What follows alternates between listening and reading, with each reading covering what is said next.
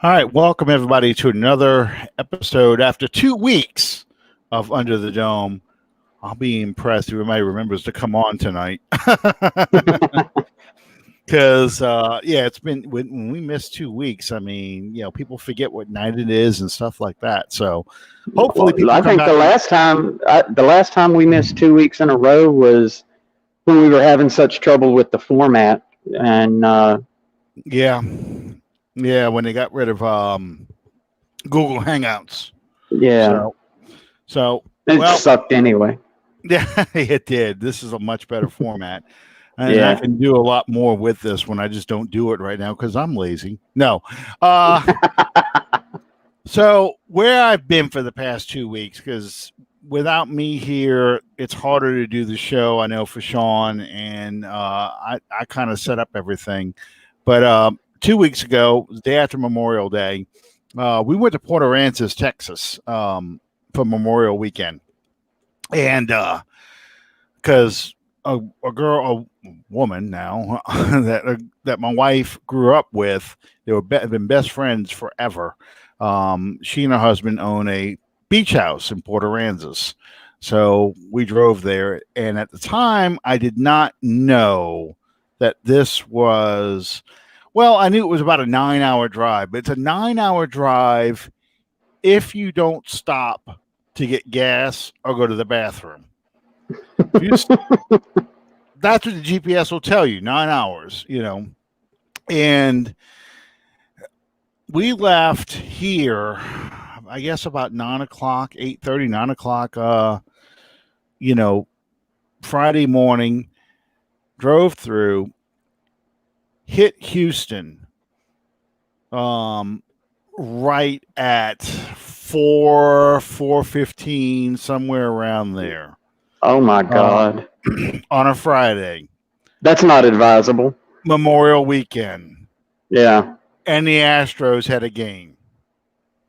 So an hour later, well, a little over an hour later, we got out of Houston. And as we're driving down, there's two ways to get to Port Aransas. This is actually on an island off of Texas. And one way is via a ferry, and the other, you go through Corpus Christi, loop around, and come back. You get on the island and come back from a bridge. And my wife's friend called us up and said, hey, don't take the ferry because the ferry has anywhere from 45 minutes to an hour wait to get on. She said, Corpus is going through Corpus is going to be longer, but you'll be moving at least. Yeah. So we actually stopped and ate dinner in Corpus Christi and then drove in. So, on the way back, we didn't go back Memorial Day because that would have been insane. Yes. We went back the next day, but I knew based on the previous experience of almost 11 hours, over 11 hours driving, I said, man, I won't be able to set the show up. I'll be running in the door right around 8 o'clock. It just wouldn't work. So that's why the show was canceled on Tuesday. And then last week, I had a business thing. I flew up to, well, you can't really fly into this town, but this office is in Crozet, Virginia. So I'd actually fly into Charlottesville. Well, there's no direct flight from Charlottesville. So I flew to Dulles in Washington, D.C., landed in Dulles, and flew from Dulles to Charlottesville. And let me tell you, it was the first time I've walked on a tarmac to get on a plane since before 9/11. Wow. That was the last time I did that. When my brother lived in Bellefonte, Pennsylvania, we landed in. There's no direct flight there, so you land either in Philadelphia or Pittsburgh. We landed in Philadelphia, and then we walked out on the tarmac and got on this little pond jumper plane, and basically you go up and you come back down again. You land outside of State College, Penn State. And that was that trip. So this one here is the same thing. It's 18-minute flight. You basically get in a plane, it goes up, and it comes right back down again in Charlottesville. So I could have made it in time again, because even with the hour time change, I might have been able to make the show, but I didn't want to risk it because I didn't know if there was going to be delays or anything like that, and there was nothing I could do about it. So it was just easier if I missed the show. So, and it doesn't look like I missed a whole heck of a lot as far as Saints news. No, there's not really been anything going on. The only thing that, obviously you're going to get much more access to news and stuff down there than I am up here. But the only thing that in the past 2, maybe 3 weeks that I've heard is the news that they had completely signed all their rookie class. Yeah, they had signed the rookie class, and they basically, because they weren't over the cap, but they didn't have enough money to sign the rookie class. They took Marshon Lattimore's contract and converted most of it to a signing bonus, and then prorated it over X amount of years in voidable years. So he only counts towards $990,000, I think, this year to the cap. And I wish there was a way I could fix this light. So I'm either in the dark or I got half my face washed out. Yeah. So that's basically what they did, and it's a little concerning because Marcus Williams is still under the franchise tag. I don't know if he signed his tender yet. You've got Lattimore and Ramczyk in the last years of their deals. Now, Lattimore, you've now converted his contract to a much, much more favorable salary cap number. But as you know, Ramczyk is still playing for over $10 million this year. Yeah. And, Marcus Williams is going to count $6 or $7 million to the cap against the cap for 1 year. Yeah. Because he's going to have to sign his tender to actually come to training camp and practice. So, there's things they got to do, but it doesn't seem like anyone's in a hurry to do anything. And it's really, to me, that's the most concerning part, because we've talked about this on the show.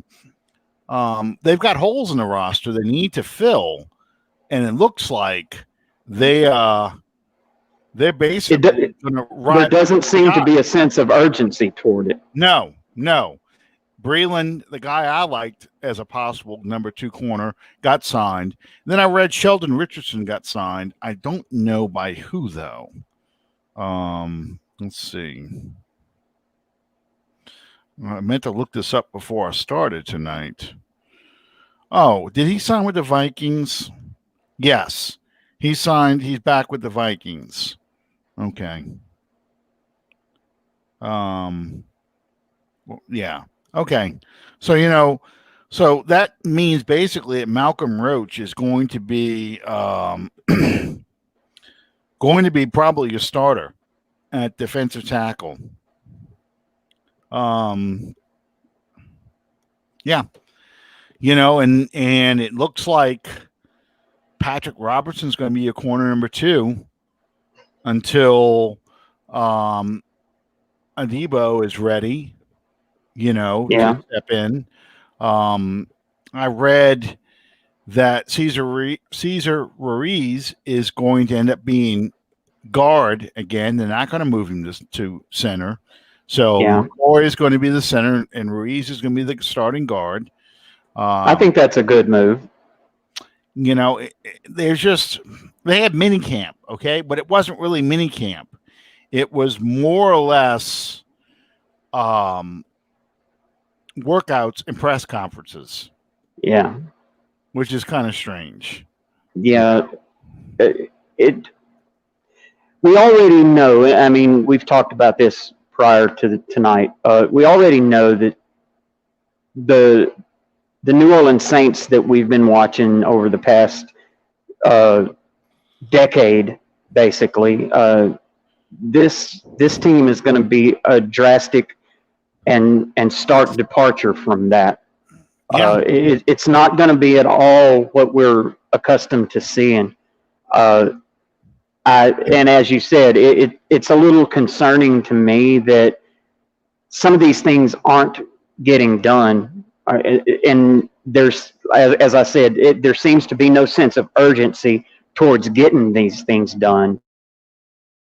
To be No. honest with you, Patrick Robinson as a number 2 corner scares the hell out of me. And I wanted to ask your opinion on something. Where do you see Gardner Johnson fitting into this mix? I still think they're going to try and keep him as the big nickel, the nickel back. When they're in that run pass kind of defense, run first pass, with rotating Adebo and stuff like that in there. But I think that's where they're going to play him, because ultimately he's going to being a safety for him, and they like him. They like him inside. I think they're grooming him to replace Malcolm Jenkins eventually, but I think they just like him inside right now, covering, the 3 receiver or the tight end. Oh, and then I forgot about this. Zack Baun changing positions. He is still going to be a linebacker. They're not changing that.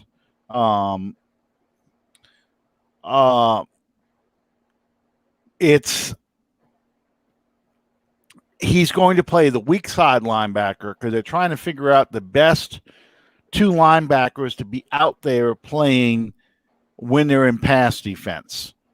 Who's going to pair up with Demario Davis. And there's the other thing that's hanging out there, Quan Alexander. Are they interested in bringing him back? A lot of people want him back, but I don't know if if the Saints want him back.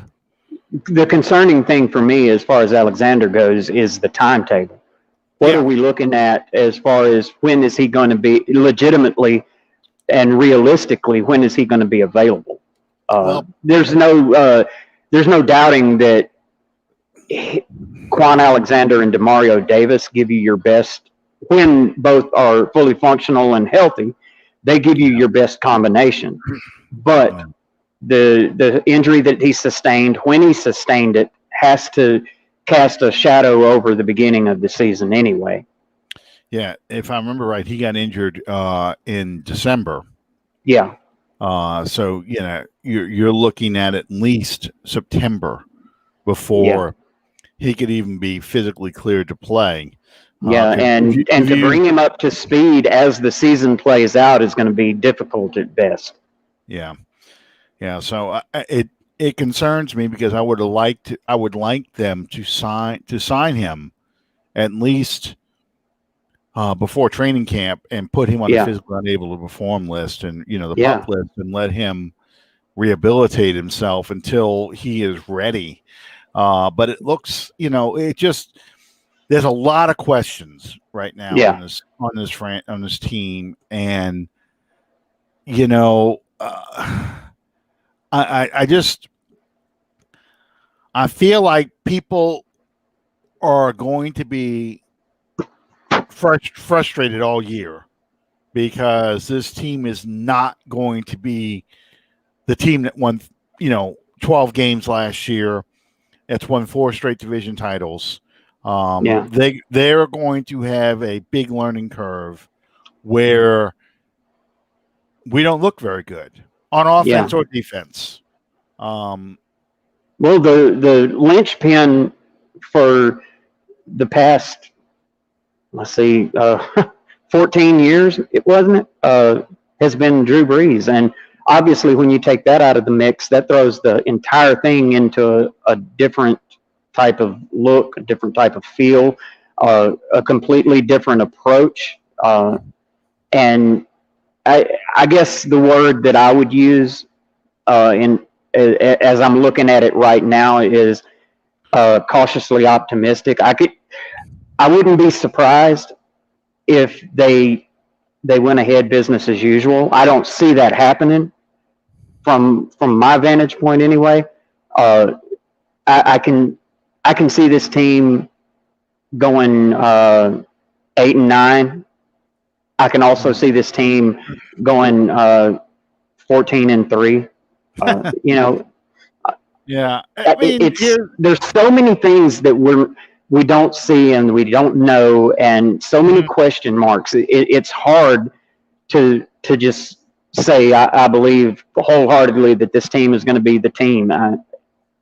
well, with Drew Brees on the field, you felt like even when this team was under talented, and look, I'm looking at 2015, for example.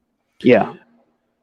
You felt like Drew can will you to win X amount of games. Okay. Yeah. With historically bad defenses, and I'm talking about defenses in 2012 and 2014, 2015, even 2016, Drew Brees got you 7 wins. I don't see that. I should. How do I phrase this properly? I don't have that kind of confidence. Right now, I feel like if this team falls behind by double digits, the game's over. No matter when this happens in the game, that they are not going to have the comeback capability, and this defense isn't going to be able to make that one stop to turn the game around. I think that this team is really going to have to lean a lot more on the defense than it has in previous years. And to me, that's scary right now because you don't have a number 2 corner, because you only have one linebacker who you have a lot of confidence in playing out there.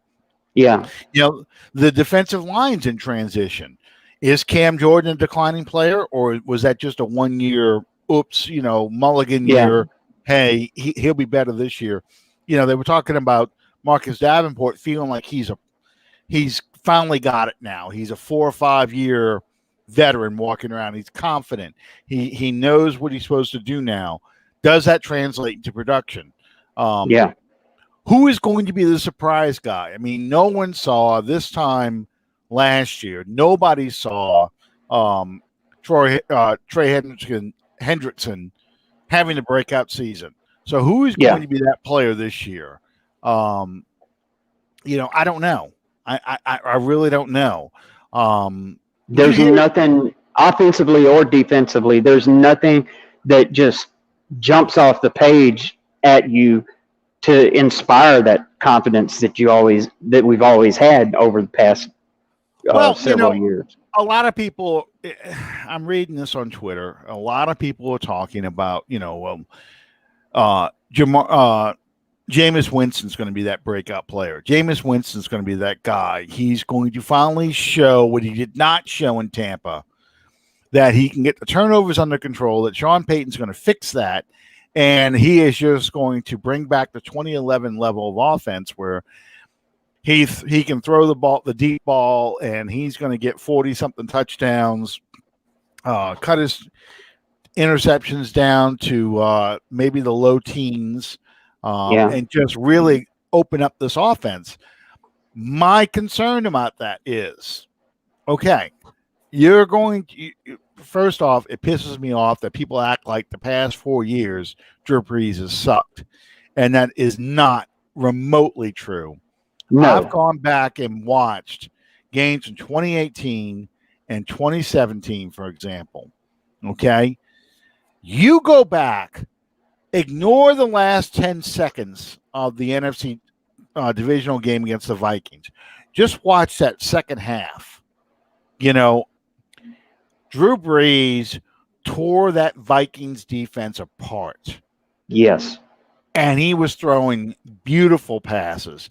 That 4th and 10 pass to Willie Snead, and he put it the only place Snead's covered.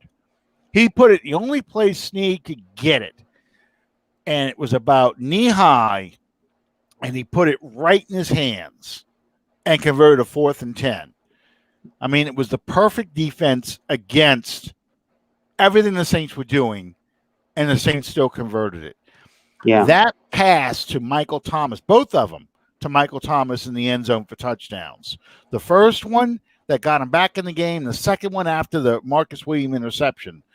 Also pieces of art to watch. Absolutely. You watch that game. You watch in 2018, you start watching the Rams game, the Eagles game, the Bengals game. Breeze he looks the way he looked. In fact, I remember during the 2018 season talking about this. He looked the way he looked in 2009, 2010 to an extent, and 2011 with the accuracy and the throws he was making. And for people to sit there and say, okay, well, now the deep ball's back, we're going to start looking like our old offense. I don't see it.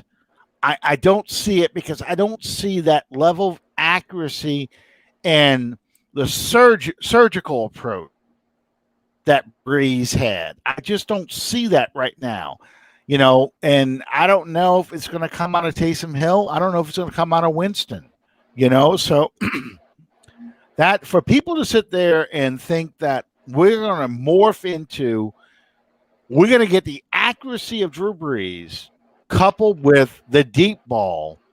I just don't, I can't see it happening. I think it really has to be that Sean Payton is going to have to design an offense that minimizes risk with Winston if Winston's going to be the starter, probably by the same kind of short passes that Breeze did most of his career with us. The wheel routes, the flare passes, the short little arrow routes and dig routes and crossing routes and stuff like that, with an occasional deep shot if they get the defense they're looking for. But I don't see, if the other team starts really disguising their coverages, I don't know if I can see Winston sitting there looking at the thing and have it to the point, okay, I know what the weakness is now, I'm going to exploit it. I just don't see that. Everybody says that Peyton has got to transform Winston from the old Winston to the New Orleans Saints Winston, and I disagree wholeheartedly. The weight of this is not on Sean Payton; it's on Jameis Winston. Oh, absolutely.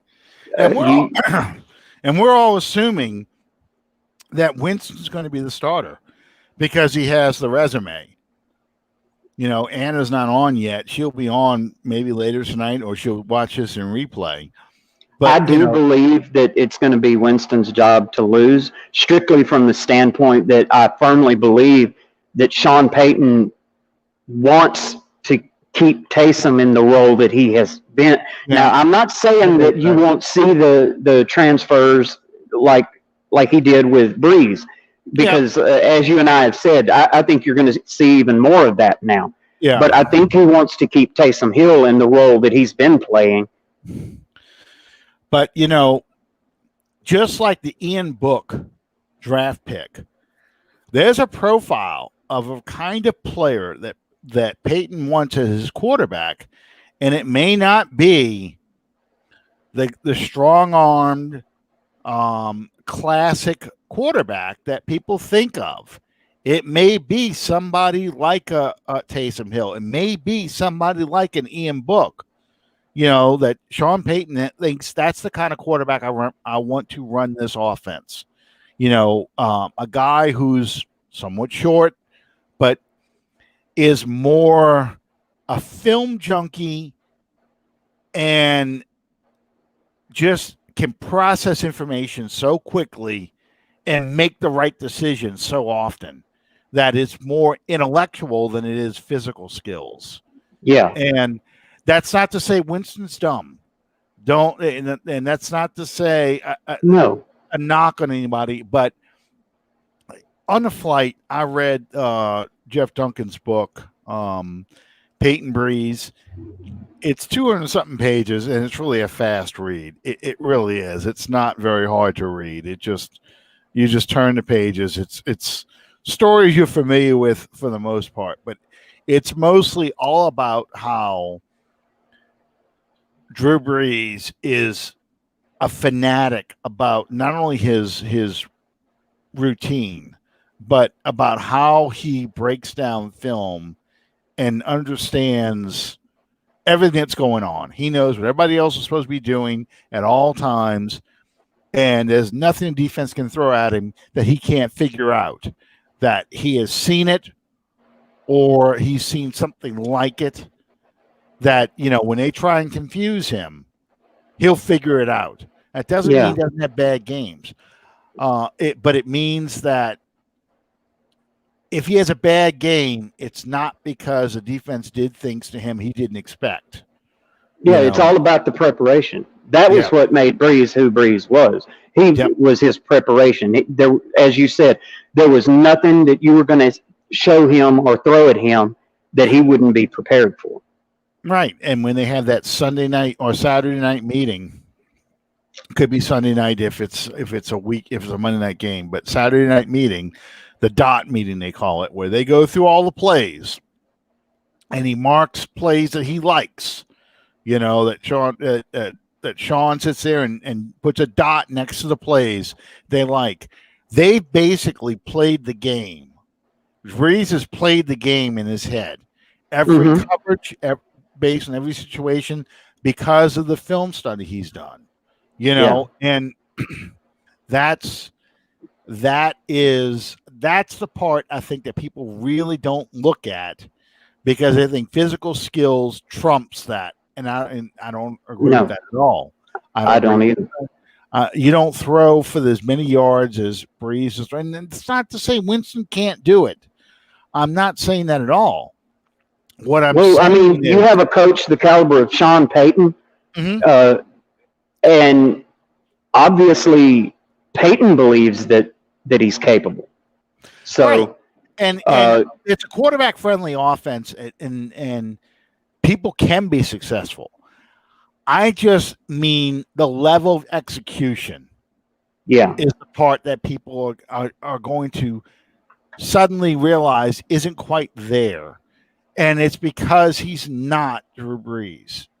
Well, I think for Winston, it's going to be equally, if not more important, not necessarily to make the big play as it is to not make the bad play. Oh, yeah. Bill Parcells has got like 10 rules, and I'm going to have to post this. He's got 10 rules for quarterbacks.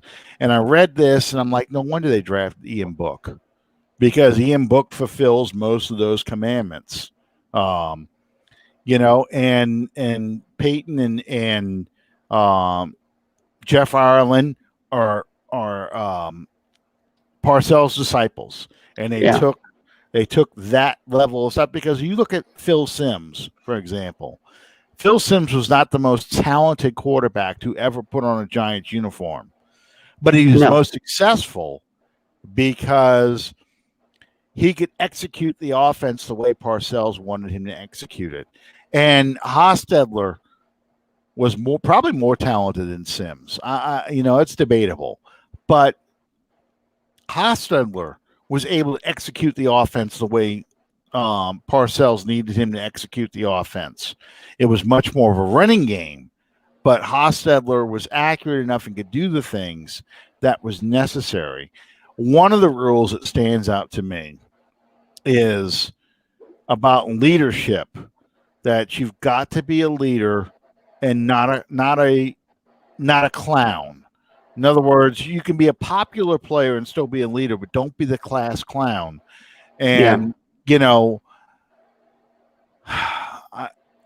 some of Jameis Winston's personality makes me worry that he has got a lot of clown in him, eating the W, flexing, getting that unsportsmanlike conduct at the end of that playoff game, that kind of stuff. That's got to go. You can't do that. And that, again, I hear a lot about at the mini camps and the OTAs and stuff like that. Winston showing the leadership. Winston showing a lot of maturity. It's when times are not good that I think we're going to see whether or not he's got that leadership. Drew Brees used to describe himself as being annoyingly optimistic. That he, no matter how bad the defense was, no matter how much this team struggled during those 3 seasons, 14 to 16.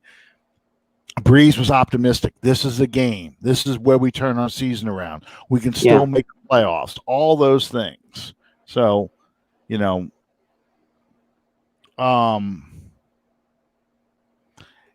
out what kind of leader you have, not when things are going great, but it's when you face adversity that you're going to really find out what you have. Yeah. And make no mistake about it, I cannot help but feel like we're going to see some adversity. Oh yeah, I think so too. I absolutely, and that it's not just Winston who's a leader in this team. Demario Davis is a leader. Malcolm Jenkins is a leader. Cam Jordan is a leader. How does he mesh in with that leadership group? I don't know. So that's the kind of questions I have that we're not going to know until well into the season how this is answered. That's if we have a season at all, because I can't see us actually being able to play a season if Aaron Rodgers doesn't show up at Green Bay. I mean, they're not going to allow the season to go on if Green Bay doesn't have Aaron Rodgers. Yeah, what was the latest thing he said? I don't remember anymore, but it's a lot of drama, and the Packers would be better served just to part ways with him now, because I think he really wants to be gone. Rodgers acts like a petulant child, and it's all about him and his bruised ego because they drafted a quarterback. And I think it's turned into a Mexican standoff now, because the Packers are sitting there going, you're not going to dictate to us how this thing plays out. Well, you work for us. They shoved Brett Favre out the door, so he sees that. Yeah. He knows that he's the new Favre. He's going to get shoved out the door. But the Packers also do not want him to go to a team like the Bears or the Lions or the Vikings. They don't need to see that. They want him in the AFC if they're going to get rid of him.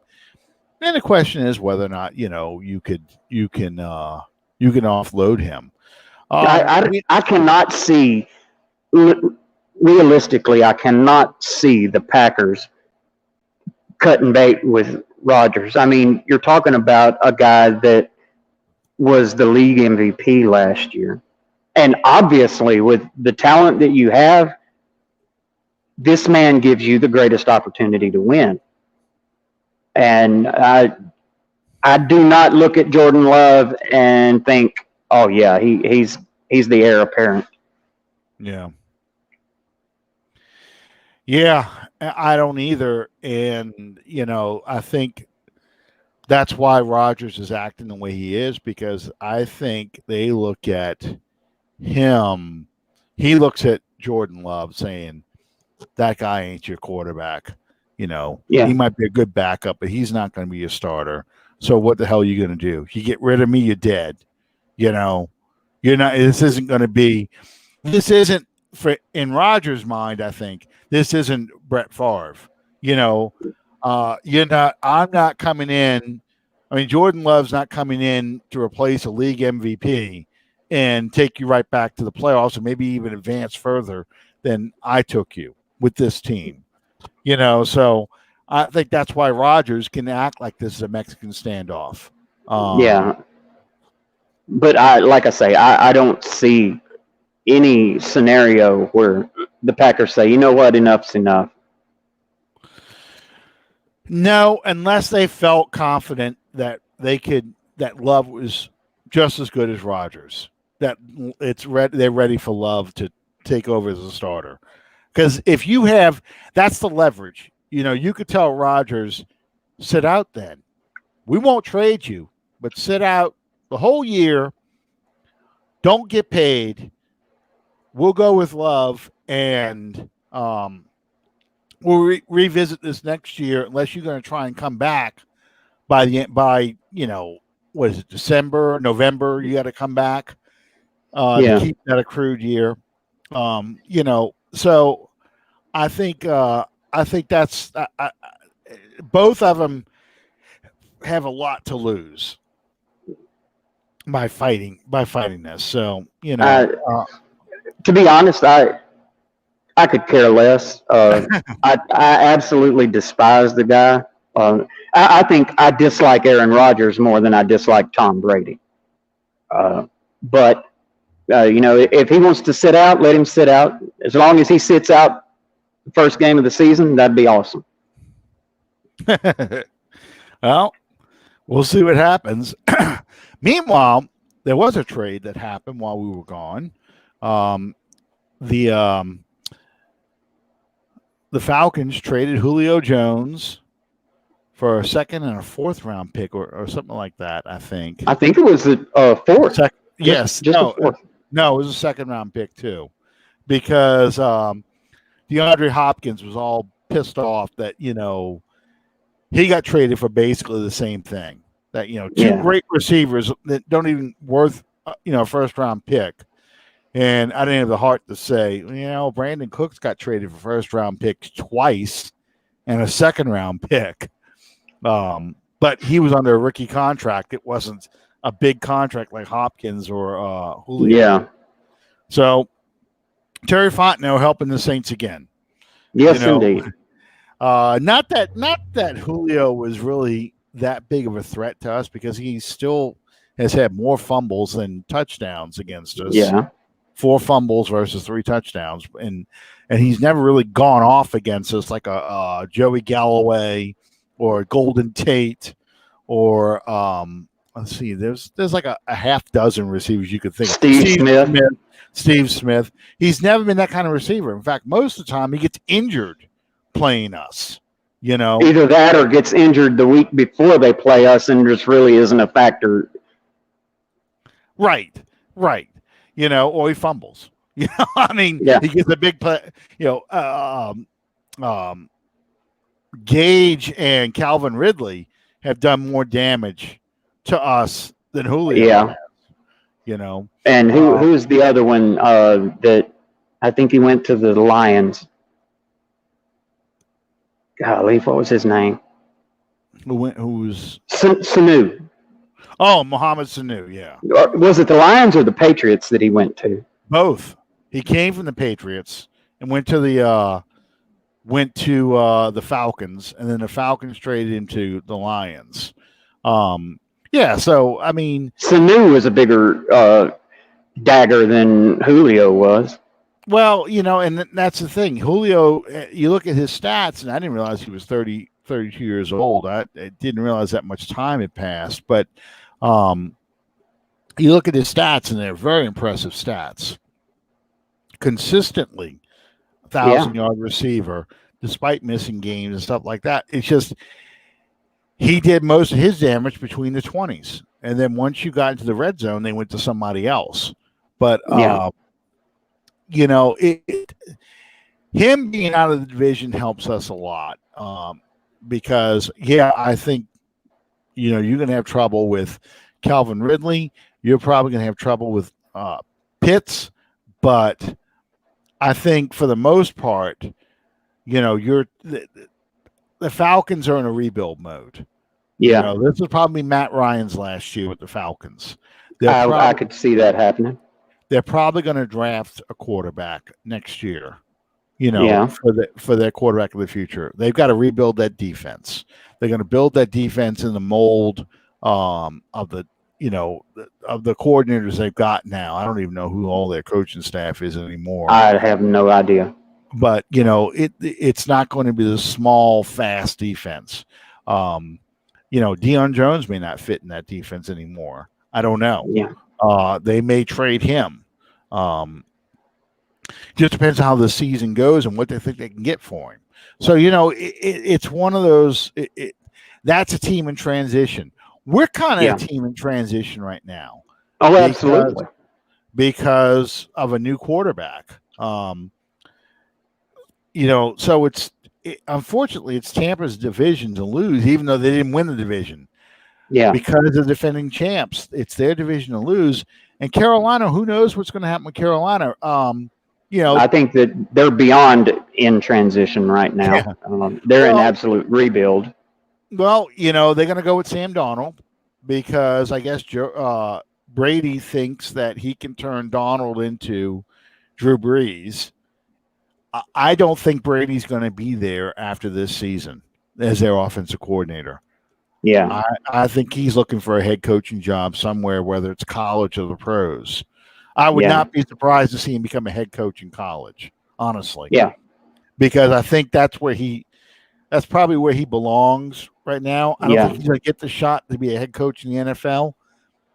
So, we'll see how Carolina fares. I mean, that's the good news for us, at least. If Tampa's the kingpin of the division and we're in a transition year, we've got two other teams that we're playing that are equally in transition. So it's really the other teams that we play, how we end up doing. How does this offense respond? Do we get more of a running game with Kamara and Murray and some of these other backs that we've got in camp? That reminds me, because I was about ready to start talking about this. Did you hear what Jared Cook had to say? No. Now that he's in San Diego? Jared Cook apparently had said that the Chargers have more talent on offense than the Saints do. The Saints did. It's a better receiving core than what the Saints had, which I would not argue that vehemently. You got some really good and talented receivers in San Diego. And in recent memory for the Saints, it's been pretty much Michael Thomas and company. And nobody knows who the company is. You have this one showing up this week and this one making a catch here and there, but you don't have that consistent level of production from anybody once you get past Michael Thomas. And, I think this year, once again, it's going to be Michael Thomas, Alvin Kamara, and the rest of these guys. Who are these other guys? I just find it funny that Cook actually said this because, if you want to agree with him, that's how you were out there as much as you were when we were counting on you because everybody else was hurt and you couldn't cut it because you kept fumbling the ball. I just found it funny that he said that he's an idiot. Well, you were handed opportunities and you caused turnovers by either fumbling or running bad routes, not clean, good routes.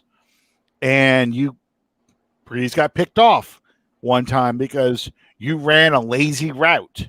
Instead of a sharp cut underneath the back, you kind of rounded it off and let the back finish the route off. The defensive back finished the route off, so the ball came right to him. Yeah. Because you didn't do it. And Troy Aikman even called you out on that. It's just, I think that was Christmas Day. I think that was a Christmas Day game when the Saints scored 6 touchdowns on the ground. So and I'm a little concerned about the offensive line. I mean, a lot of people, we expect this offensive line to be so good, but I'm concerned about this offensive line because part of the reason why they were as good as they were, too, was Breeze getting rid of that ball in 2 seconds or 2.5 seconds. Yeah, it was all short passes. to throw a deep pass, you got to have a little bit of time back there. And I don't know if the tandem of Andres Pete and Cesar Ruiz are going to give you those 3 to 4 seconds for those deep routes to open up. You know, And is Teron Armstead going to be able to stay healthy for a year? he hasn't played all 16 games. You know, Yeah. so that's all things that people just aren't thinking about. And who you Yeah. can throw deep to? Yeah, you can throw deep to Harris, but the more you expose Harris out there, the more likely he gets injured because he's so Yeah. small and thin. He is not built like Steve Smith. He's not built like Tyreek Hill. You know, he's a small, thin guy who's fast. Yeah. And the rest of these guys, they're not speedsters. They can get downfield, if you scheme it right, but they're not going to take the top off of defense. This is not a Calvin Ridley, Henry Ruggs. I'm trying to think of some fast receivers who scare the crap out of defenses. Even Brandon Cook's speed. It's not that kind of. We don't have those. We don't have anybody who can run a 4-3 or 4-2. We got a bunch of 4-4. Even our number one isn't a burner. Yeah, no, not at all. Yeah, and Keenan Allen is kind of like that Michael Thomas for the Chargers.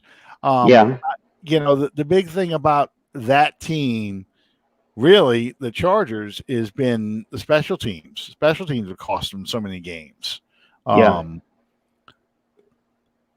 So, and I don't think Cook even starts, honestly, for the Chargers. Yeah. I think he's tight end number 2.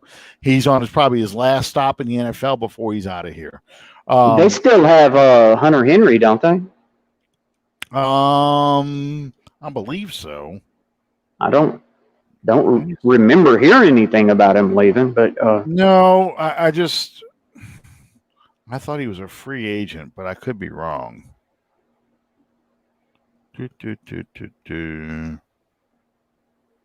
Boy, this thing's getting slower. I must have a lot going on. Yeah, let me try it this way. I think he is still with the Chargers. Cook's crying. Yeah, he is crying. Let's see. Hunter Henry.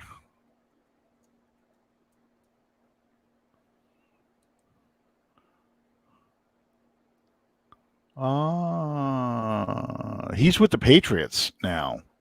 He was drafted by the Chargers, but he's with the Patriots. Yeah, how'd I miss that? Yeah. I'm curious to see how long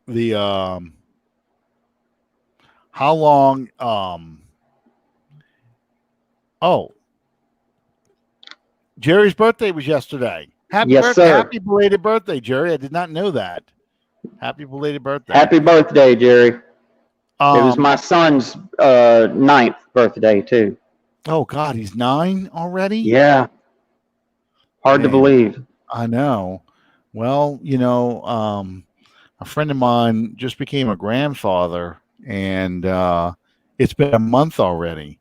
And, since his grandfather was born, I was like, holy crap. It felt like it was just a couple weeks ago. It's been a month. Yeah. So, time just kind of blows on by. No, I'm curious to see how long O.J. Howard stays in Tampa, because I still would like to get him out of Tampa. Just because I think Tampa is a terrible fit for him. Yeah, I really do. I think, and as long as they use Tom Brady, they're going to want Gronkowski out there. But Gronkowski is too beat up and damaged to be an every down player. They like Cameron Brate a lot too. So I would just like to see us have him for a little while, just to see what we can do with him. I mean, because I think a lot of O.J. Howard's problems are mental, as far as he needs coaching, and I like to see our coaches get a hold of him for a while. Oh, yeah, Chad came in late, so he was hoping you were doing all right. Yeah, man, everything's going good. Having some stuff looked at and done, and still got a Yeah. few tests to go, and everything's gonna be cool. He's transitioning. I'm just letting you guys know. Sean will come back as a woman next. No, no. Yeah. Um. Anyway. But I'm curious to see how this training camp plays out, because we've had no, like I said in the beginning of the show, we had no real workout program. I mean, no real practices. It's just been workout, no real offensive installs. They haven't really been doing much in the classroom. And with all these question marks on this team, training camp isn't the same as it used to be either, because you just don't get the padded practices. You don't get the two-a-days anymore. It's so much of it now is about conditioning and just staying healthy. Yeah, I don't know how this quarterback battle is going to play out. And only 3 preseason games this year too, and they're yeah, still talking about playing this preseason the same way they always have been, which we were assuming that the second game would be like the third preseason game. But it looks like it's going to be, they're just going to pretend like the fourth preseason game doesn't exist. And so if you were a undrafted free agent fighting for a roster spot like Lorenzo Neal Jr., you got to show it in practice. You got to show it in the classroom. You're not going to be able to show it in a game, because I think you're going to end up seeing Hill and Winston playing almost the whole games, all 3 preseason games. You might hardly ever see Ian Book out there, much less, especially Simeon. if we don't have the classroom and all that stuff where he can actually get the opportunity to learn this offense. Mm-hmm. I don't know. I just don't understand. And I know football's changing. It's just this is the strangest. These past 2 years been the strangest off seasons I've ever experienced, and it's not. It doesn't seem like this is the same kind of veteran team that. I don't know. It's the game is changing so much now. I don't understand a lot of it anymore, as far as how I was trained or how Yeah, I think of football. That you have to do the physical stuff.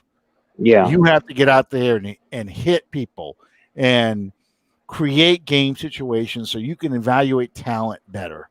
And exactly. the game today is much more of a speed and little contact kind of game. There's no tackling drills anymore. And it's really not about tackling players either, because you can't hit guys hard like you did when we were kids. Yeah, I can remember coaches telling you, put the helmet right in their chest, put your shoulder pad, wrap up, drive in, and drive them to the ground. That was you do that now and you get penalized for it. Yeah. Yeah. You go through your target. Remember that Yeah, too. Go through your target. You want to be on the other side of your man, so you're going through him and putting him down, and you always tackle the waist, because that's the yeah, part that can't move. Their hip shift, their knees move all over the place, the upper body does a shake, but the waist always is in the same spot. So you go and you yep. grab them at the waist, and if you can't bring them down, hold on to them till the rest of the team comes to get them. That's right. Yeah, it's just, so I'm really concerned, because a quarterback battle to me is you go out there in practice and in games and game situation, and you got to be able to execute the offense well, and you got to show that all off season too. You got to show that by in the classroom and in those practices that you building that chemistry, that rapport with the receivers. And it just feels like that's not what's going to happen this year. This is going to be the team that we see right now. That's the team's going to show up week 1 against the Green Bay Packers. And your guess is as good as mine what kind of team this is going to look like. And it's scary. That's scary to me. So there's so much of the unknown, like and it really hasn't been that way up to now. Yeah.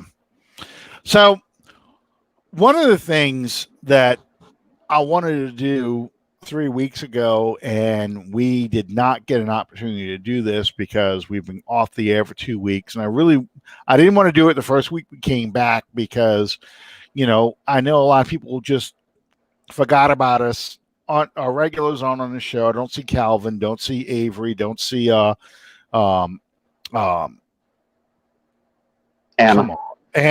Thank you. I almost said Amanda, but I don't see Anna. I don't see our regulars on here commenting. So I want to give it a couple of weeks. I want to give you some time to think about it too. But first off, I want you to put together your list of your top 10 all-time Saints players. Okay?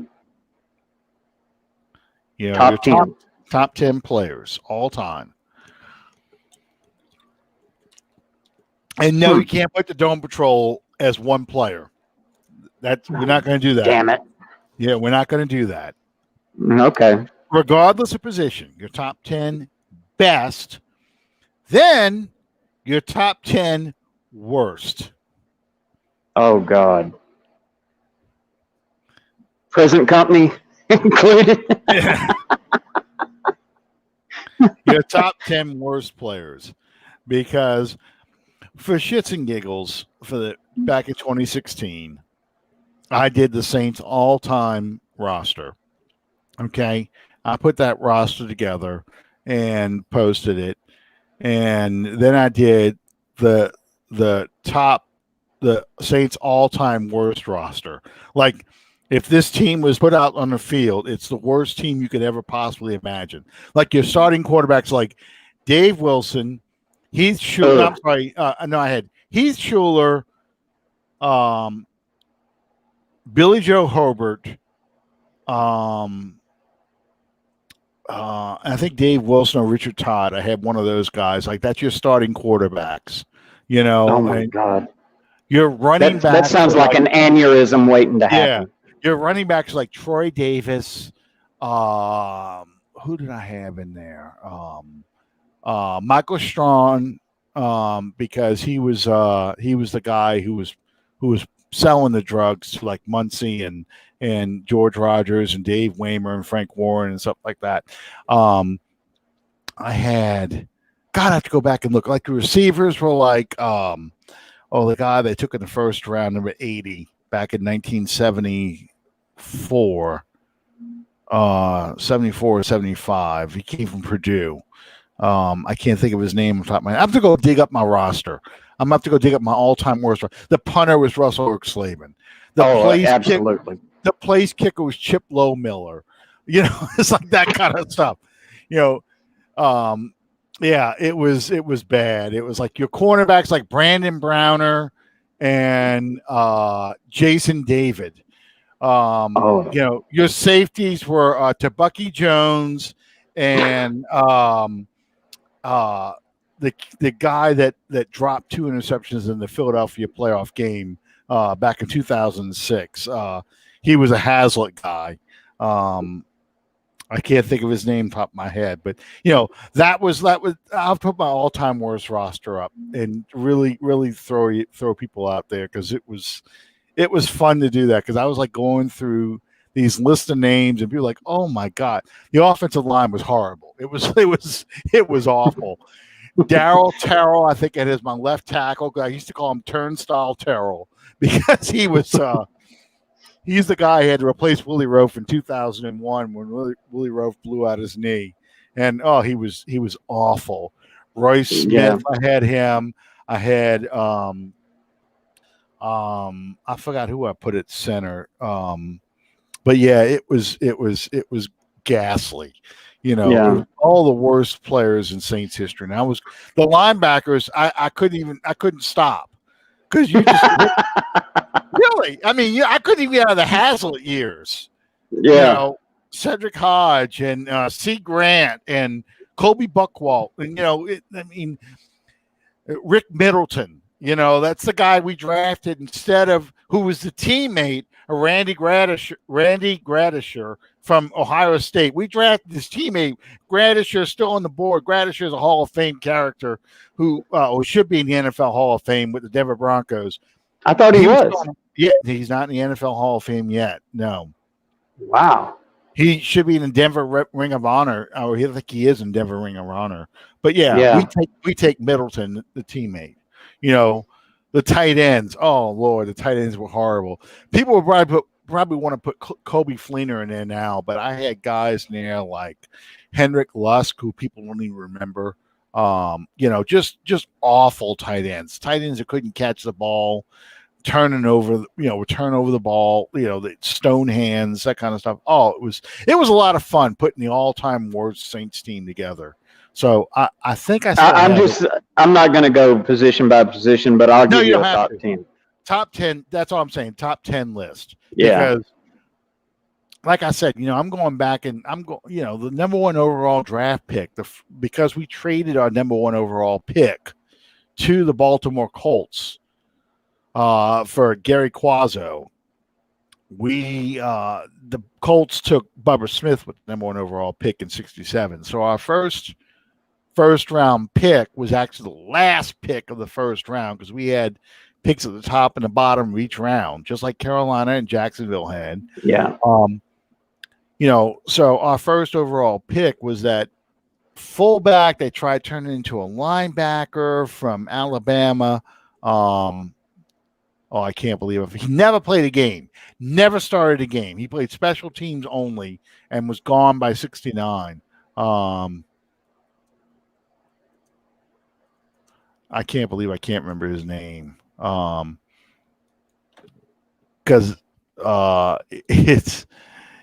it's Leslie Kelly, Les Kelly. Les Kelly. He was a fullback at Alabama. We took him number one overall, and we tried converting the linebacker, and that was the last we ever heard of him. The receiver I was thinking about was Larry Burton, first number 7 overall pick in 1975, and he caught a grand total of 2 touchdowns in the Saints' career, and was out of the league by 1979. He went to the Chargers, and Chargers cut him not long after that. Yeah. It's Sean Knight. I think I threw him in there as defensive tackle in that defense. I probably put Vaughn Dunbar in there just to be an asshole. I mean, because he blew out his knee, and that was his problem.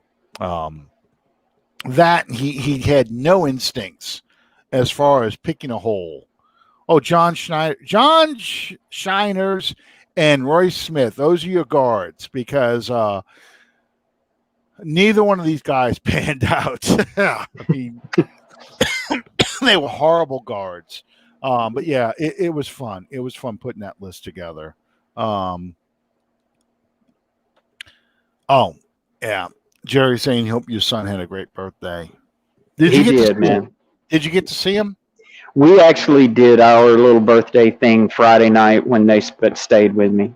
Okay. You bought him a beer? You turned 9. Yeah. This is Louisiana. Yeah. I had my first beer at 12, I think it was. I was a big Smokey and the Bandit fan. And I wanted to find out what was so friggin' important about Coors beer. So we were in a state where Coors, because it used to be Coors, you couldn't buy Coors east of the Mississippi River. And my dad, we were somewhere, I think we were in Texas. So my dad said, okay, you can get a Coors. He bought me a 6-pack. I drank that whole bastard. I drank the whole 6-pack. I was drunk, So that was a 12-year-old drunk, and I thought it was funny. I thought it was hilarious. So that was, that was. Hey, my dad, you be a man now. Here, have a beer. He thought I wouldn't like it. Well, fooled him. Well, we thank everybody for joining us tonight. It's time for me to make the donuts. So hope everybody's doing good. Feels good to be back. Absolutely. Thank you guys for joining us. I got one vacation planned in late July, the week before, in fact, training camp starts. But I'm not traveling the day of the show, so I'll have my laptop with me, and I'll do this from the beach. You can hear the waves and hate me. No, I'll do it from the condo probably, because you don't want to hear all that wind and stuff, and it's nighttime anyway. But I'll do it from the beach, so show you how dedicated I am to this show. Because I do hate missing a show. It's tough because a lot of people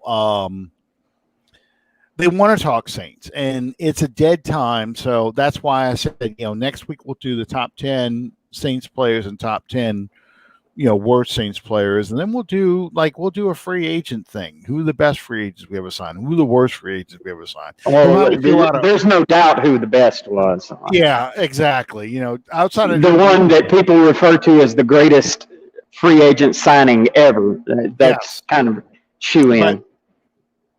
It'd be interesting to talk about the other 9 guys outside of Drew, because, I can think of quite a few off the top of my head. Joe Horn, Demario Davis, those are great signings. And I can also think of top 10 worst signings. And that's fun because you get to relive some of the horrible things these guys did. And I'm not just talking about Brandon Browner. We could talk about the infamous Mike Ditka hazing situation again too. So Cam Cleveland. Yeah. Well, not Cam Cleveland, because we drafted him. It's the guy who hazed Cam Cleveland. We could talk about him. And Ditka and he almost got into a fight on the practice field right before he got cut. I bet Ditka would throw hands with somebody. Oh yeah. If you got in Ditka's face, you did it at your own peril. Ditka, I think, is 80 years old today, and I still wouldn't confront him because he's got a bad hip, he's got fake knees, replacement knees, everything, and he'd still throw down. So we'll go through that list. Yeah, sorry, Calvin. Calvin's all upset. He missed it. That's all right, Calvin. We'll catch you on the next week. This week is just kind of just playing catch up today. So that's the shows we got coming up. Yeah, Jarvis Bird will be on that list for the worst free agents. But in the meantime, thank you guys for joining us. Glad you came. Glad to be back. Glad you guys were here. And we'll see you next time Under the Dome. Good night, everybody.